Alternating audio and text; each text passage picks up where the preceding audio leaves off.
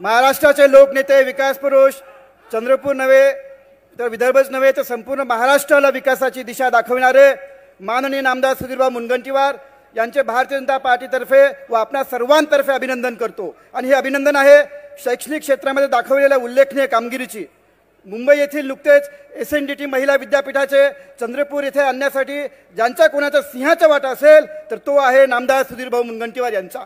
तसेच चंद्रपूर येथील गोंडवाना विद्यापीठाचे उपकेंद्र बाबूपेठ चंद्रपूर येथे मंजूर करण्यासाठी देखील त्यांनी पुढाकार घेतला।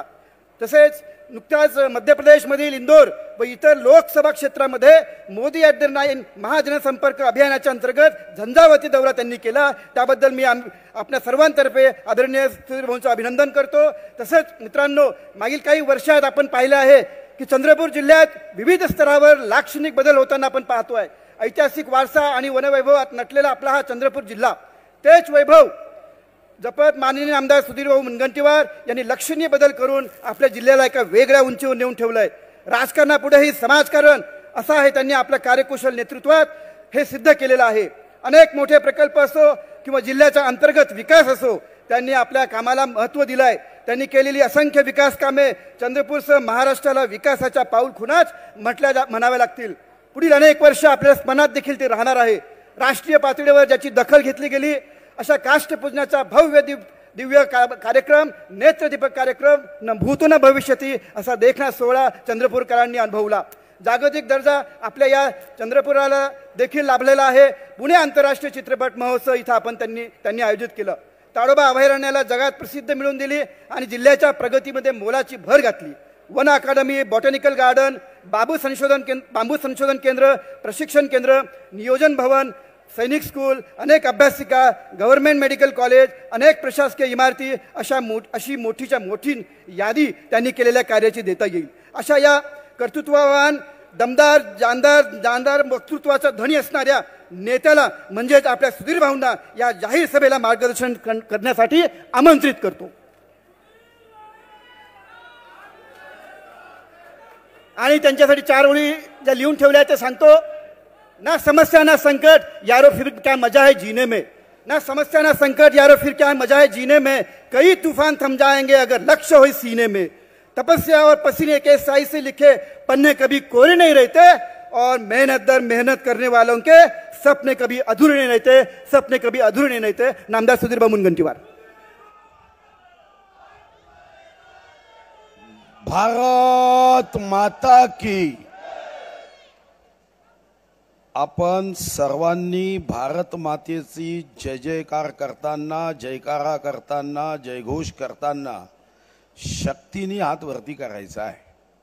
भारत माता की, भारत माता की, वंदे वंदे। या मंचावर उपस्थित महाराष्ट्राचे कर्तबगार, तडफदार, राज्याचे नेते व ज्यांचीही चंद्रपूर जिल्ह्याशी कर्मभूमी म्हणून नातं आहे असे या राज्याचे माजी मुख्यमंत्री व आता जनसेवेचं व्रत घेऊन उपमुख्यमंत्री या पदाच्या माध्यमातून सेवा करणारे भारतीय जनता पार्टीचे नेते आदरणीय नामदार देवेंद्र फडणवीस जी, महाराष्ट्राच्या भारतीय जनता पार्टीचे कर्णधार, कुशल संघटक, ज्यांच्या पायाला भिंगरी लागली आहे असे चंद्रशेखर बावनकुळेजी, ओबीसी आयोगाचे आदरणीय अध्यक्ष माजी गृहराज्यमंत्री श्री हंसराज भैया हिरजी, जिल्ह्याचे कुशल कप्तान देवराव भोंगलेजी, महानगराचे कर्णधार श्री डॉक्टर मंगेश कुलवाडेजी, विधानसभेचे आमचे सहकारी युवा नेते आमदार कीर्तिकुमार भांगडिया, दुसरे सहकारी विधानसभेतले आमदार संजीव रेड्डी भूतकुरवार,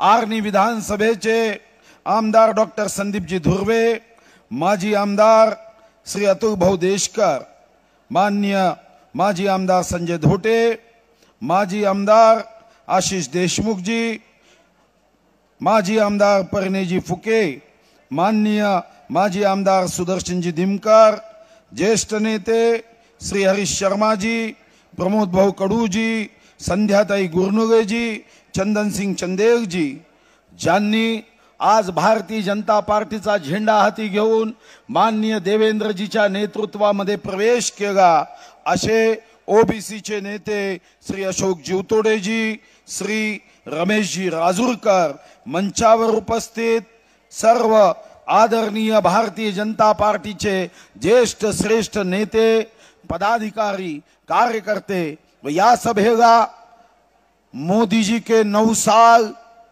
देश के लिए बेमिसाल यासाठी एकत्रित झाले गया व स्वर्गीय इंदिरा गांधी व काँग्रेसनी ज्या हुकुमशाहीनी 25 जून 1975 ला आणीबाणी लावली, त्या आणीबाणी विरुद्ध त्या आणीबाणीचं स्मरण करत पुन्हा अशी हिटलरशाही हुकुमशाही कोणी करणार नाही यासाठी राष्ट्रभक्तीची मशाल प्रज्वलित करण्यासाठी उपस्थित माझ्या सर्व वाघाच्या भूमीतून आलेल्या या माझ्या देशभक्त राष्ट्रभक्त कार्यकर्ता बंधू आणि भगिनींनो, मी सर्वप्रथम माननीय देवेंद्र फडणवीसजींचं या वाघाच्या भूमीमध्ये स्वागत करतो व स्वागत करताना शक्तिदायिनी माता महाकालीच्या चरणी प्रार्थना करतो की या महाराष्ट्राचे लचके तोडू पाहणाऱ्या दुष्ट शक्तीच्या मायावी विचार पसरवणाऱ्या विषारी विचारांनी समाज बिघडवणाऱ्यांना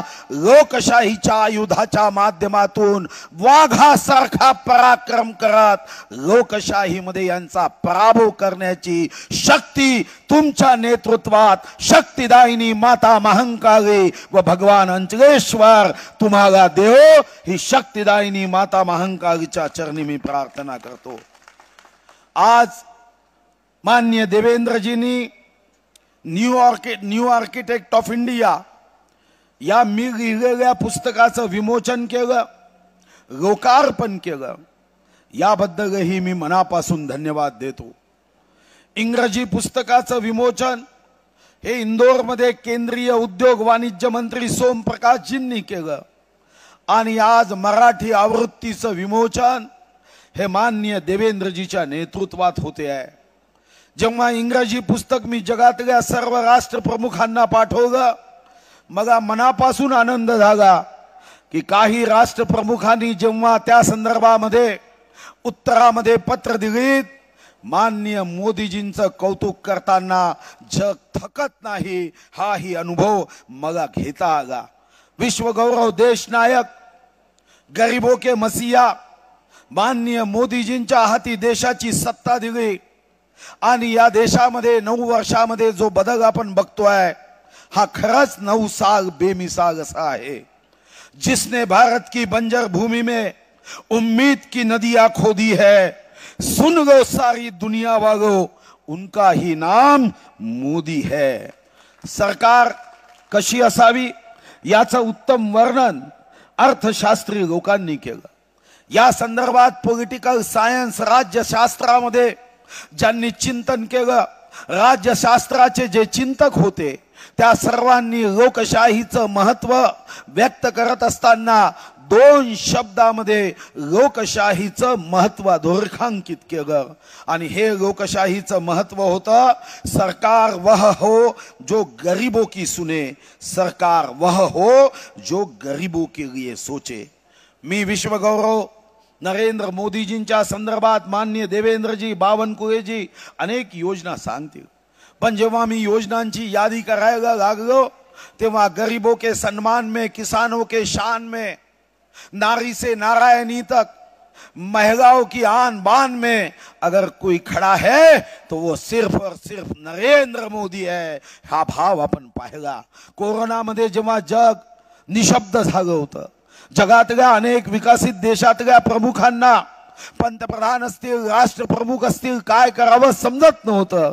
तेव्हा विश्वगौरव नरेंद्र मोदी कर्मयोगाचा भाव घेऊन निश्चल मनाने 80 कोटी जनतेला मोफत 28 महिने धान्य देण्याचा संकल्प करत होते. अमेरिका सारखा देश आपल्या लोकांची सेवा करण्यासाठी जेव्हा काहीही मोफत देण्याची योजना करत नव्हते, तेव्हा गरीबों के शान में मोफत धान्य देऊन माननीय मोदीजींनी एक निर्णय केला.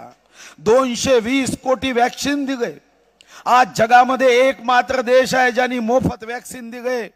20 कोटी महिलांना 500 रुपये दिले. डीबीटीच्या माध्यमातून डायरेक्ट बेनिफिशियरी ट्रान्सफर 22 लाख कोटी रुपयाचं वितरण केलं. 11.5 कोटी शौचालय बांधून पूर्ण केले. 3.22 कोटी पंतप्रधान आवास योजना बांधल्यात. 9.58 कोटी या ठिकाणी उज्ज्वला गॅस दिले. जय जवान जय किसान, त्या किसानासाठी 11.50 कोटी शेतकऱ्यांच्या खात्यामध्ये केंद्राने 6,000 आणि आता देवेंद्रजीच्या नेतृत्वात राज्यांनी 6,000 12,000चा निर्णय केला. जनधन खाते 47.80 कोटी. आयुष्यमान भारत योजना, कधी ब्रिटनच्या योजनेबद्दल नॅशनल इन्शुरन्स हेल्थ पॉलिसी ही जगातली उत्तम पॉलिसी मानल्या जात होती, पण आज 50 कोटी जनतेसाठी आयुष्यमान भारत योजना ही जगातली एकमेव अद्वितीय योजना आहे. आणि इथंच आम्ही थांबलो नाही. देवेंद्रजींनी निर्णय केला की महात्मा ज्योतिराव फुले जन आरोग्य योजना आता 1,50,000 वरून आता आम्ही सुद्धा 5 लाख रुपये केली.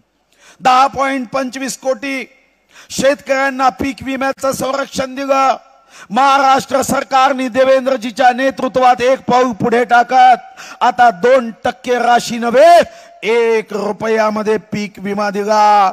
असंघटित कामगार यांना 44.60 कोटी असंघटित, ज्यांचं हातावर पोट आहे, शेष नागावर पृथ्वी नाही, असंघटित कामगाराच्या मुठ्ठीवर ही पृथ्वी आहे. 44.60 कोटी असंघटित कामगारांना विमा दिला. एम्स तर एक होतं. माननीय मोदीजींच्या नेतृत्वामध्ये अटलजींनी 6 आणि माननीय मोदीजींनी 15-22 एम्स केले. मेडिकल कॉलेज 387 होते, आज 596, 209ची वाढ झाली. सॉइल हेल्थ कार्ड 23 कोटींनी या ठिकाणी दिले. IIT 16 वरून 23, 7 ने वाढली. ट्रिपल IIT 9 वरून 25, 16 ने वाढली. IIM 13 वरून 20, 7 ने वाढली. विद्यापीठ 723 वरून 1043, 320 ने वाढली. गतिशक्ती हायवे 8 किलोमीटरचा हायवेचा वेग माननीय मोदीजीच्या नेतृत्वात गडकरींनी 36 किलोमीटर ते 38 किलोमीटर केला. आज जिथं जा तिथं मस्त रस्ते आहे. वंदे भारत ट्रेन असेल, रेल्वे स्टेशनच्या माध्यमातून 9 पट रेल्वेचं बजेट वाढवलं. 2,40,000 कोटी या वर्षी रेल्वेच्या बजेटमध्ये ठेवले. अगोदर 74 एअरपोर्ट होते. 66 वर्षात 74 एअरपोर्ट, 9 वर्षात त्यामध्ये 74 एअरपोर्टची भर पडली. वॉटरवे 111 केले. 81 लाख बचत गटाचं सक्षमीकरण केलं. मुद्रा योजना, स्टँडअप योजना, स्टार्टअप योजना, नारी से नारायणी तक, आत्मनिर्भर भारत, जय जवान जय किसान जय विज्ञान जय अनुसंधान, सबका साथ सबका विकास सबका प्रयास सबका सन्मान. $5 ट्रिलियन इकॉनॉमीचं स्वप्न ज्या ब्रिटननी आमच्यावर राज्य केलं, तो ब्रिटन सुद्धा सॉफ्टवेअर मागायचं असेल तर भारताचे पाय धरतो आणि सांगतो की आम्हाला तुमच्या वॅक्सिनचं सर्टिफिकेट देण्याचं सॉफ्टवेअर द्या. इथंच मोदीजी थांबले नाही. प्रभू रामाचं मंदिर असेल ज्याचा संबंध आता चंद्रपूरशी आहे. चंद्रपूरनी देशामध्ये जगामध्ये प्रभू रामाच्या मंदिरासाठी काष्ट पाठवण्याचं सौभाग्य कोणाला लाभलं असेल तर चंद्रपूरकर जनतेला लाभलं. जब भी प्रभु राम, बंधु लक्ष्मण, माता सीता और सेवक हनुमान जी जब भी गर्भगृह में दरवाजे को देखेंगे तो याद तो चंद्रपुर की करेंगे और चंद्रपुर की जनता को आशीर्वाद देंगे. चार धामची यात्रा असेल, भगवान काशी विश्वनाथचं मंदिर असेल, उज्जैनचं मंदिर असेल, बौद्ध सर्किट असेल, महामानव डॉक्टर बाबासाहेब आंबेडकर पंचतीर्थ असेल, पायाभूत सुविधामध्ये काँग्रेसच्या 10 वर्षापेक्षा 2 पट नव्हे 2.5 पट निधी खर्च करण्याचं एक कार्य या देशाच्या प्रगतीसाठी केलं. 370 कलम हटवण्याचा निर्णय माननीय मोदीजींनी केला. मला आठवतं की तेव्हा एक व्हिडिओ व्हॉट्सअपवर फिरत होता. जेव्हा फारुख अब्दुल्लांना विचारलं की मोदीजी 370 हटा सकते हैं क्या, तेव्हा फारुख अब्दुल्लाचं हास्य बघा. रावण सुद्धा एवढा विराट हसला नसेल. रावणापेक्षाही असं हास्य होतं कि रावण सुद्धा फारुख अब्दुल्लांना जर भेटला तर म्हणे, रस्ते में फारुख जी आप हमारे बाप लगते हो, क्या हसते थे. 370 मोदीजींनी 25 जन्म घेतले तरी हटणार नाही. 370 तर हटलंच, पण आता लाल चौकामध्ये तिरंगा झेंडा फडकवला जातो आहे. जहां बॉम्ब के गोले फेंके जाते थे, हमारा भाई राहुल गांधी और बहन प्रियंका दीदी अब बर्फ के गोले फेंक रहे हैं. और चेहरे पे क्या हंसी है राहुल जी के, प्रियंका दीदी के. ये हंसी कांग्रेस के राज में कभी नहीं आ सकती. ये हंसी आ सकती है तो सिर्फ और सिर्फ मोदी जी के राज में आ सकती है.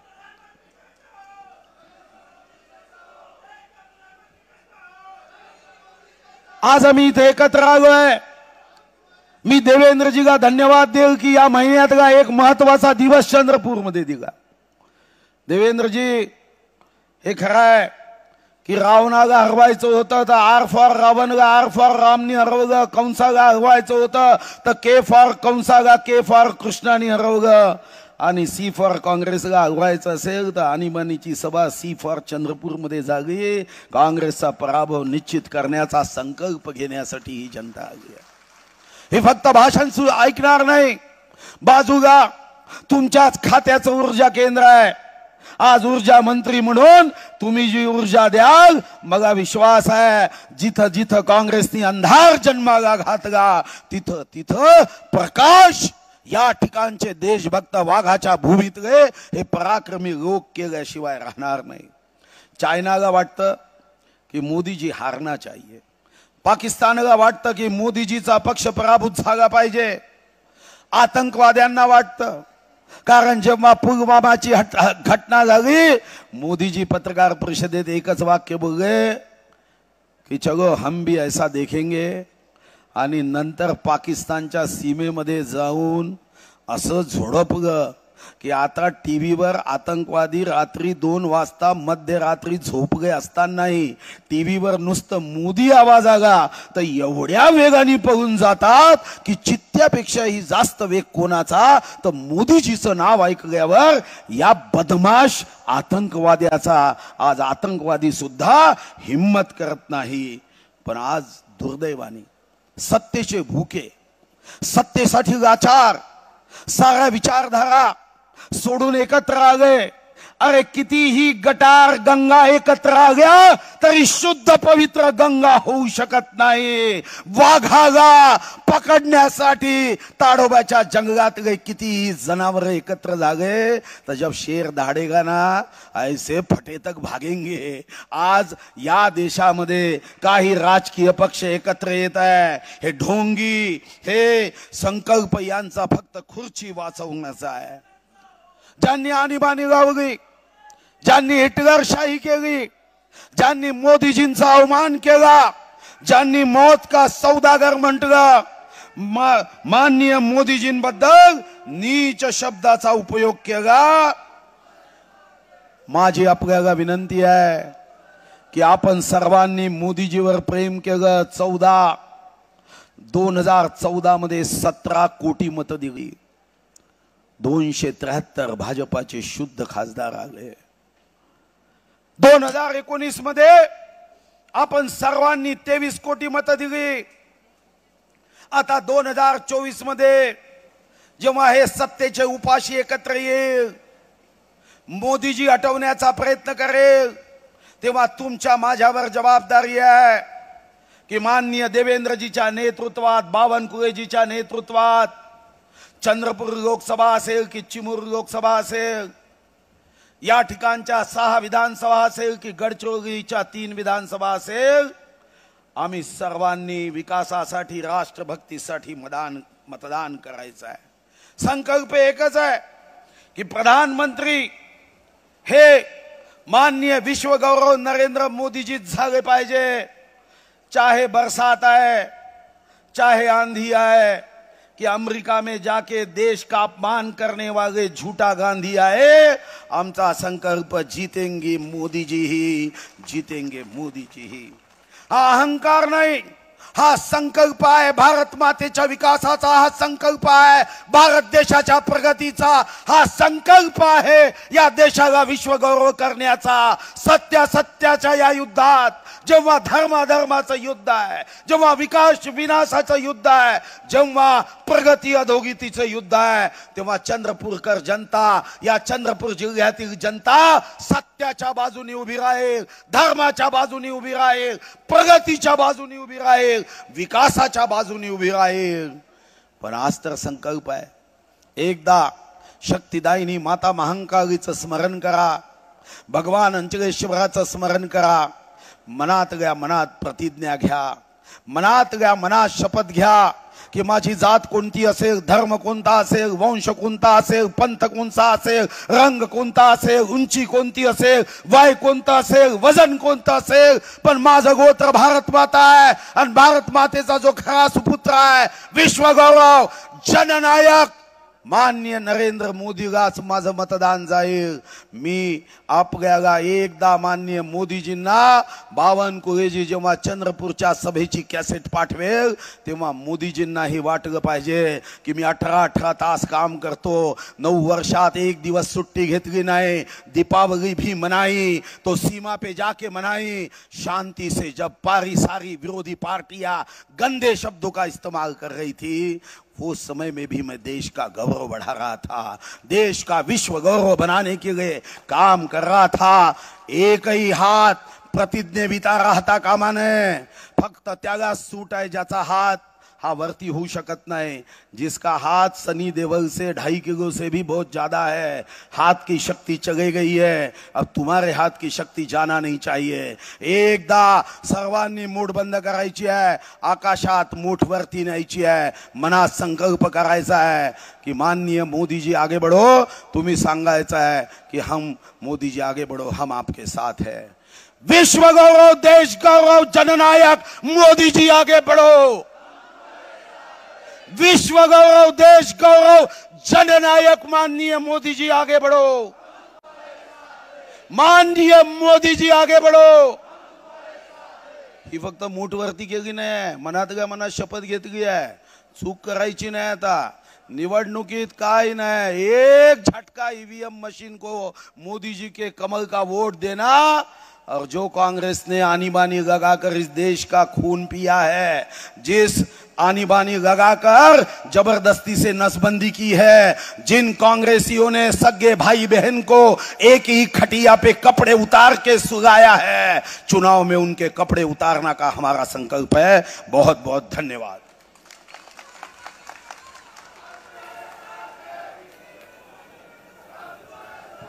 धन्यवाद सुधीर भाऊ.